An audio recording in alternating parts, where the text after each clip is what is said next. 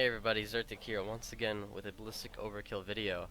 So it's a 1.1.2 update, and it's mainly about how we just got new classes and a whole bunch of new weapons. It's not exactly new, but basically reused stuff from the old game. So we have the Shadow, and now we also have the Grenadier. They also have kind of like a passive system, where before you had to go in a skill tree and you had to get specific passives for the game, but now they just have automatic passives, so you don't actually have to spec into certain things. But they also have no skill tree system, but instead have 5 available skills to pick from, and you can only use 2 of them. So this applies to all classes, and it kind of creates a new uniqueness to actually how you can use the classes. Plus you have the 3 loadouts that you can actually use, so it kind of creates a really good specific kind of class that you want to play, and kind of creates kind of what you want to use with those specific classes. They also have kind of only used specific kind of weapons for specific classes, so not all weapons are going to be the same. So let's just say something along the Vanguard. You can't use any of these assault rifles on any other weapon, or like the Vanguard, you can't use those shotguns on any other guy. So it just pretty much applies to how all these guys are going to be used now. It's going to be a little bit different for gameplay, but you can now kind of predict what kind of weapons certain classes are going to be using. So there's that kind of new system that we actually have now in Ballistic Overkill. So here we're going to head right in, and I'm going to just showcase some of the new weapons that we're going to be having for some of the new classes. So for the Berserker, we have the Quick Fix. It's kind of a new very nice with the new lighting system that we have here. You have just hold down. Very fast shooting. Feels very nice and comfortable when you're ready to sprint around. Very fast. Overall, I think this is kind of a really nice addition to the game after the old Quick Fix, and especially has that new 2 additional bullets, so it'll be a little bit easier to actually use this weapon. So definitely a good choice for a secondary weapon if you have the liking for machine pistols, especially dual wield. Next we have Dirk, which is definitely a SMG. I'm gonna run around and showcase how this looks in special lighting environments. I'm gonna run around like it's not that fast compared to other SMGs that you can be having. And then you have the maim down the sights. The sights are actually very nice with the new lighting. Pretty basic, not too accurate. Has a little bit of a spray there compared to something along the lines of a buzzsaw. Not that great of a secondary weapon, but if you want a little bit more range, then I would definitely go with this. And then we also have the Blister, which is basically a kind of the starter weapon for what we actually had in free-to-play, or we also had the higher versions in kind of a legendary edition, which not many people actually had. You actually kind of had to use exploits to actually get this, but very fast secondary. I would highly recommend using this. More accurate than the other ones, so this one I think would be the best tier for a secondary if you're going to be using this. We now also have the Twister, which was originally mostly used for the Grenadier, and now can be actually used a little bit more differently. I would probably suggest the Agitator over the Twister, but it does have a little bit more of an ammo capacity.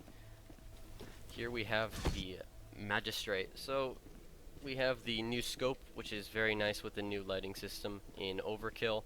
It's still the second most powerful sniper rifle, right next to the Interdiction. Has a pretty slow reload speed, but with perks you can slightly fix it up a little bit. But an overall really nice sniper rifle. And now we also have the Agitator, which is a machine pistol, very accurate, very fast shooting.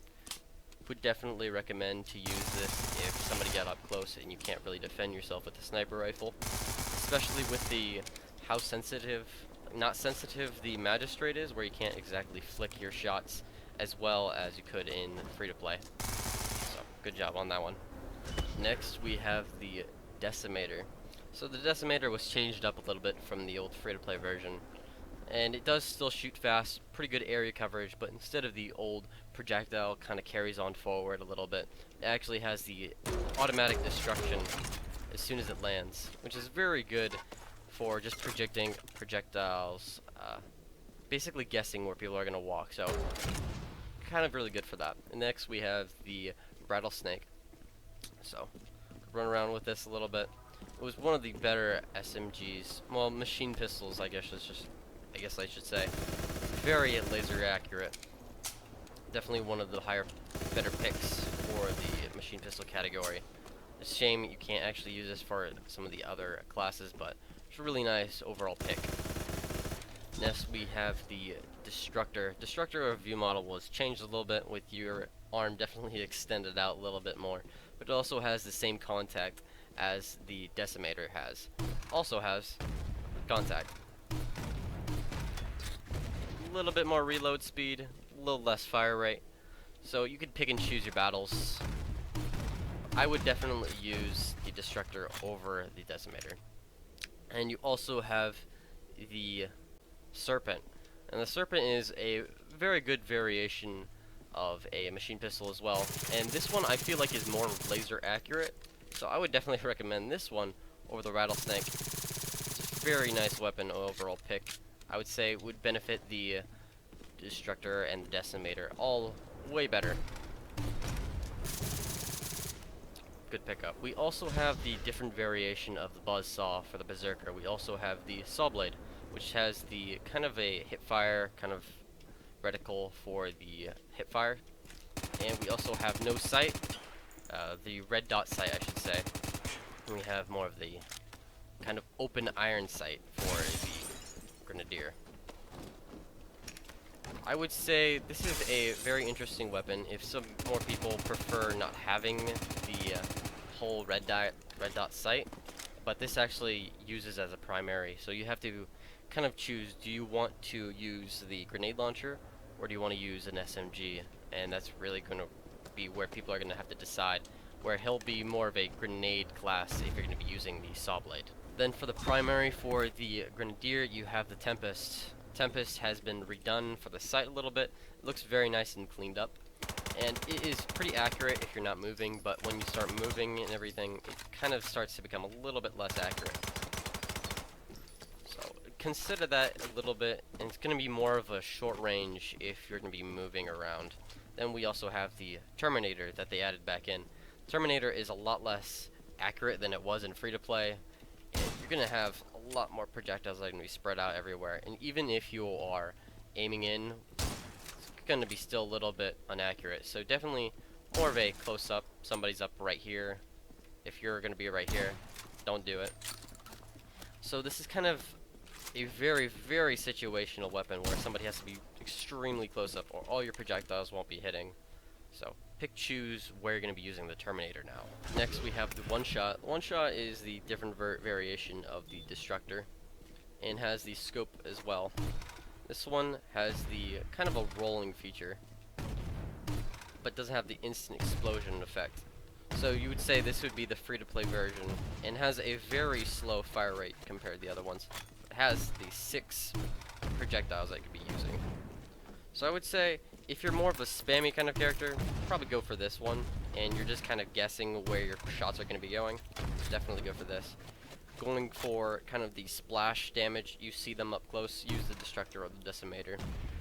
And then we have the Viper that they added right back in. Has a huge carrying capacity for one clip. And very accurate as well. A little bit of recoil, but overall a very nice side weapon compared to the other ones that you can be using. Here with Shadow, we're going to be having the Cyclones. Cyclones are the dual pistols, and they're going to be one of the faster ones that you could be sprinting around with. Very nice running animation, of course, but we're going to be having the kind of the sound that you hear when you're sprinting around when you're invisible, which kind of ruins it as a Shadow, but just avoid that by bunny hopping around, which isn't too bad, and plus it's a little bit faster. And next you're going to have the hip fire. Is going to be very inaccurate, kind of what you expect. So with the kind of going a little bit like that, you're going to be going really accurate with your shots. So definitely always aim down the sights when you're using a dual pistol. Next we have the Ninjakin. Yeah, sorry about that. It's a Shinobi. Shinobi is changed a little bit from the view models. They're kind of flipped around, where the Shinobi is actually the better one instead of the Ninjakin compared to the free-to-play. Slower swing speed, but a higher damage output and range compared to the other ones. Next you have the Hurricane. The Hurricanes are very inaccurate, but have one of the higher powers for the machine pistols. So it really, you could choose to pick this one, but this would be more for a up and close, but by then you would probably be using your sword a little bit more often. So the Xeon is extremely fast for swinging, and you can actually just run around the map like crazy with this one. So I would definitely pick this one up if you're going to be more going for the slashing for killing multiple enemies at once. And kind of Xeon is more for the choices if you actually miss one of your first strikes or whatever. Yeah, definitely go for this one compared to the Ninjakin or the Shinobi. So there you go. Here we have the Whirlwinds. The Whirlwinds are actually a very good variant to the Cyclones.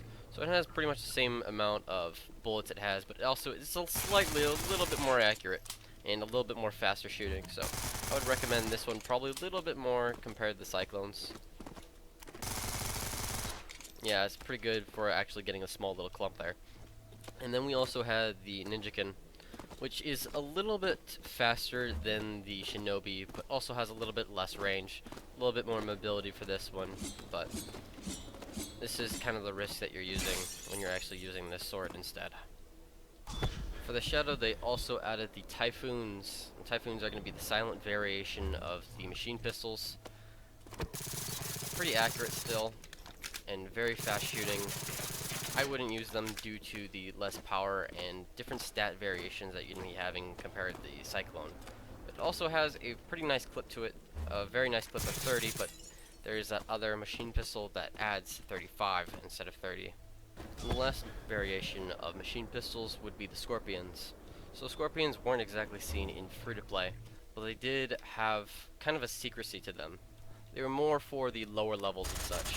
Very accurate, and I would say that these would be one of the higher and better tiered machine pistols they can be using. Very accurate. So I would consider putting these up, but there are other kind of weapons, machine pistols, that are actually pretty good for the Shadow. So I would say it would be a variation of, you want either higher power and a little bit more range, go for the Cyclones, but if you want a lot more spammy kind of approach, definitely go for the Scorpions. So new in Ballistic Overkill, they have now added Wonder Dome. You can see that the lighting system very well kind of complements the new sun out there. You got the new kind of effects here on the ground. It looks very nice. And you could kind of imagine what it looks like with other players kind of wandering around and shooting at you.